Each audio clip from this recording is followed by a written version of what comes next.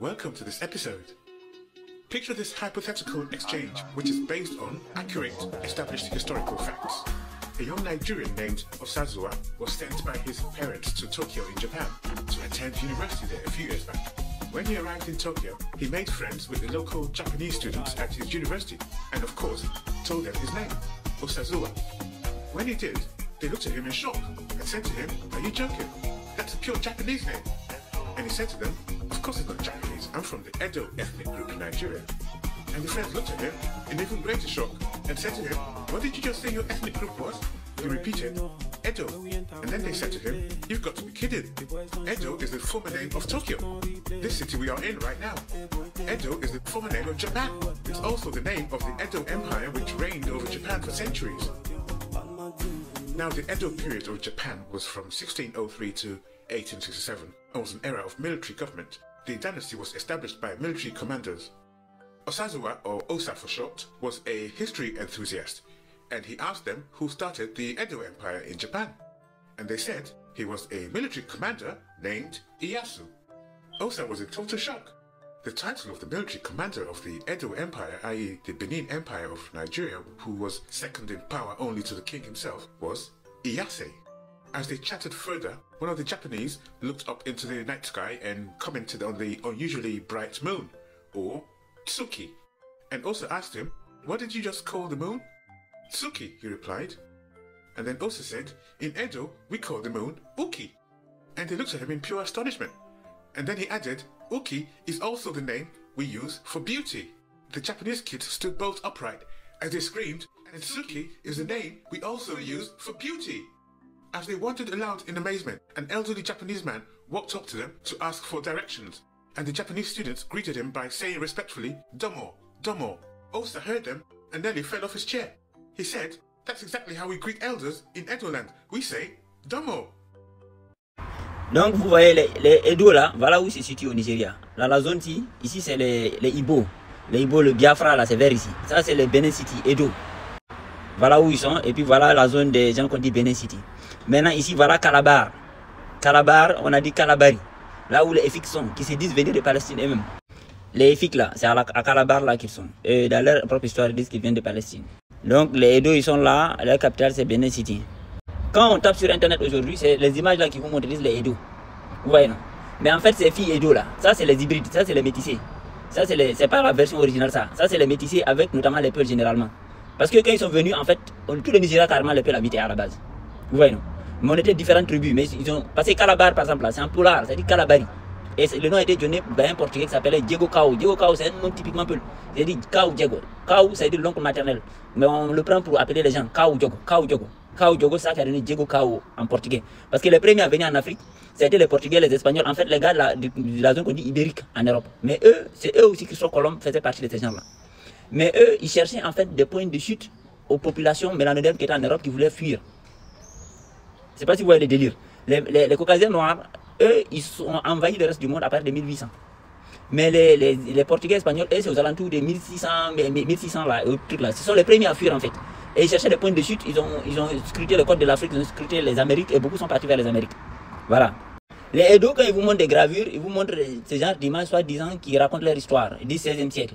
Mais bizarrement, vous voyez la gravure, on dit édité en 1815-1827. En fait, c'est des trucs qu'ils ont fait aux années 1800 là, aux alentours de 1830. Ils se sont fabriqués des histoires. Quand ils sont venus, ils se sont fabriqués des histoires. C'est-à-dire qu'un truc qu'ils ont fabriqué entre 1815 et 1827, ils te disent que non, ça dénote une scène du XVIe siècle. C'est bizarre. Et vous voyez les masques Edo c'est comme les dragons chinois là, les dragons asiatiques là, vous voyez les masques, c'est les masques des dragons japonais chinois là, les dragons là, c'est pareil. Et voilà un roi par exemple Edo ici, vous voyez les têtes des gars, c'est les têtes asiatisées. C'est comme les Sang qui sont un peu plus au nord, qui parlent la langue mandarin là, ça c'est reconnu hein, la petite tribu Sang, mais les Sang là ils sont je sais pas entre 30 000 ou 60 000 individus. Et voilà par exemple un vrai Ibo, voilà la tête du vrai Ibo, c'est un vrai asiate. Voilà une autre Ibo. C'est vraiment des gens aux yeux bridés, de vraiment type asiatique. Et ça, c'est Ibo. Donc, vous voyez vers la carte là, les Ibo là, ils sont vers ici. Les Efik, ils sont vers ici. Et les Edo sont vers ici. Les Sang, ils sont un peu plus au nord. En fait, ces gars là, ils sont venus par groupe. Vous voyez, non, ils sont venus par groupe.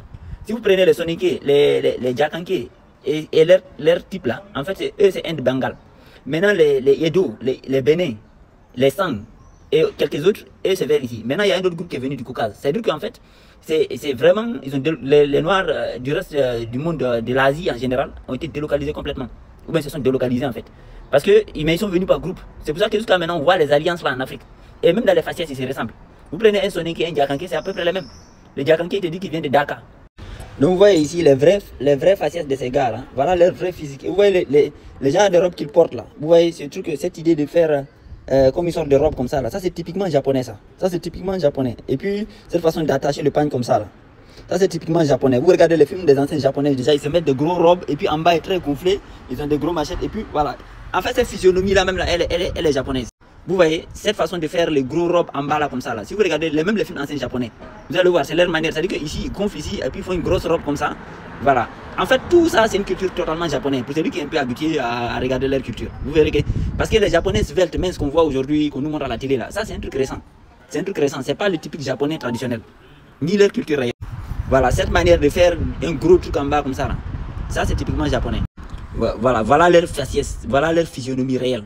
Maintenant, aujourd'hui quand ils montrent, c'est ça qu'ils montrent. Mais ça là c'est des métis, ça c'est des hybrides. Comme aujourd'hui c'est devenu à la mode. Parce que le peuple aborigène, surtout d'Afrique, notre physionomie, on est le type. C'est pour ça qu'on dit on est Allah. Parce qu'on est la référence en vrai de vrai, dans tous les sens du terme. Que ce soit physique, que ce soit psychologique, que ce soit comportemental. Tout le monde veut être comme nous. C'est vrai. Parce que, regardez, des gens, tout le monde veut quoi? Veut être détaché du monde matériel, être spirituel, vivre en harmonie avec la nature. Mais il n'y a personne qui vit plus en harmonie avec la nature qu'un peu le pasteur transhumant. C'est des gens qui ils savent que les frigos existent, ils savent que les congélateurs existent, ils savent que les voitures existent, mais ils préfèrent prendre leurs petits troupeaux, voilà, avec les animaux en harmonie avec la nature. Ils ne s'attachent pas à la terre, c'est des esprits vivants, ils ne s'attachent pas à la terre. Donc ils échappent à tous les contraintes du monde qu'on dit matériel. Et c'est tout le monde veut ça. En plus, ils ont le bon physique et notre chevelure, elle n'est ni trop lisse comme ceux des Asiates ou bien des Européens, elle n'est ni trop dure. Ouais, non, elle est parfaite. Vraiment, absolument parfaite. Le teint de peau, il est parfait. Voilà, on a tout ce que les autres ont, mais nous, on a des choses que parfois les autres n'ont pas. Ouais, c'est pour ça que parfois ils nous appellent métis, parce qu'en réalité, on est comme un comprimé, c'est-à-dire qu'on est un comprimé comme une synthèse. Mais en fait, c'est le type origine qui est comme ça. C'est de lui qui sort les autres. Donc, on voit ici, voilà Edo. Edo, le Japon qu'on appelait Edo. Donc, en plus de tout ce qui a été dit ici, on voit bien que, en fait, c'est des envahisseurs. C'est eux qui sont venus aux alentours des années 1800. Maintenant, dans tous les groupes qui sont venus envahir l'Afrique, là, le plus violent et le plus virulent, c'est celui du Caucase. Maintenant, il y a des groupes qui ont été eux-mêmes, qui ont envahi et qui ont été même envahis par la suite. Vous prenez les Soninké, leur vrai nom c'est les Sarakoulés. Mais pourquoi le nom Sarakoulé a été abandonné au profit du nom Soninké? C'est quand ils ont été eux-mêmes infiltrés. C'est-à-dire qu'il y a des gars qui sont venus et même d'autres sont venus les infiltrer. Parce que les derniers venus, c'est les gars du Caucase. C'est le dernier maillon. Et c'est eux qui ont piloté tout ce scénario. C'est-à-dire qu'eux-mêmes ils ont infiltré d'autres groupes. Ouais, non, pour rendre tout confus. Mais les pratiques, eux, ils sont là. Parce que pour les pratiques bizarroïdes, là, c'est les gars du Caucase, les Ewe qui viennent d'ici. Les Bantous, les Congos, là, les gars qui se disent Bantous, là, ils viennent d'ici, du Caucase. Eux aussi, c'est un groupe. Mais eux, leur groupe, qu'est-ce qu'ils ont fait? Ils se sont dispatchés tout le long des côtes. Par exemple, vous voyez ces gars venus du Chine, du Japon, là, ils sont concentrés autour du Nigeria. En fait, c'est aussi du Nigeria qui sont concentrés. Les Edo, les Efik, les Benin City, les Sang, ils sont dans la même zone. Ouais, non? Mais les gars du Caucase, ils se sont éparpillés. Si vous prenez les gars venus d'Inde aussi, vous avez les Soninké, les Diakanké, et tout ça là, ils sont quasiment dans la même zone. Tous les petits groupes qui viennent d'Inde là, ils viennent dans la même zone. Ainsi de suite. Mais les gars du Caucase là, ils se sont dispatchés tout le long des côtes et ils ont pris le contrôle sur les autres groupes même qui étaient venus comme eux aussi. Mais le groupe aborigène d'Afrique, c'est les nomades, le peuple, la nation nomade. C'est nous qui vivons en Afrique. Et l'Afrique, par rapport au nombre de populations, c'est quasiment sous-peuplé jusqu'à aujourd'hui. Parce qu'on vivait librement, on se circulait librement. Il n'y avait pas de frontière dans le continent qu'on dit aujourd'hui, qui s'appelle Éthiopie, vrai de vrai. C'est pour ça qu'il s'appelle Éthiopie, c'est une terre d'accueil. Donc on était accueillants. Maintenant, pourquoi je parle de ça? Il faut savoir que si on croit en notre Dieu, à la promesse de notre Dieu, à la fin des temps, chacun va retourner de là où il vient. C'est ça le problème. Ça va chauffer, hein? De la même manière que vous voyez aujourd'hui l'Israël, les gars qui sont allés là-bas, ils vont quitter. Ils vont retourner d'où ils viennent. Parce que le territoire là, on dit territoire palestinien, mais en fait, c'est pas vrai. Parce qu'il n'y avait pas d'état palestinien là-bas en vrai de vrai. C'est un territoire ottoman. Mais les gars qui sont venus là où ils n'appartiennent pas, ils vont retourner de là où ils viennent. Ça, c'était une expérience temporaire. Cette situation d'invasion là, vous voyez, ils sont venus par petits groupes. Les Hausa, ils se sont mis ici. Les Bénis, ils sont là. Les Ibo, ils sont là. Les Yoruba, ainsi de suite là. C'est une expérience très transitoire, très éphémère en fait. Chacun va retourner de là où il vient. Et c'est bon que chacun commence à savoir déjà de là où il vient. Parce que ça va chauffer en Afrique. Tout comme vous voyez Israël ou même Palestine. Un va retourner. Et le vrai originaire va rester. C'est obligé, c'est comme ça.